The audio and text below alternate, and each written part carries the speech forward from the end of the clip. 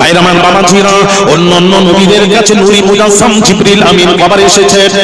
কার কাছে 40 বার, 13 বার, 40 বার, 45 বার, 400 বার, বেশি বেশি 400 বার, এর বেশি জিবরিল আমিন কোন নবীর কাছে আসেননি। আর আমার আপনার নবী বিশ্ব নবী রাহমাতুল লিল আলামিনের কাছে 63 বছরে বাবা 23 বছরে কতবার এসেছিলেন?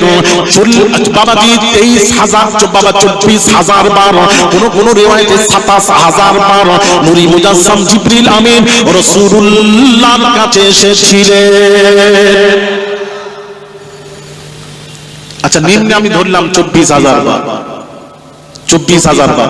একবার যখন আসতেন ওহী নিয়ে, কম করে 3 আয়াত কোরআনের নিয়ে আসতেন। কোরআনের আয়াত 3 আয়াত নাজিল হতো, নিম্নে 3 আয়াত।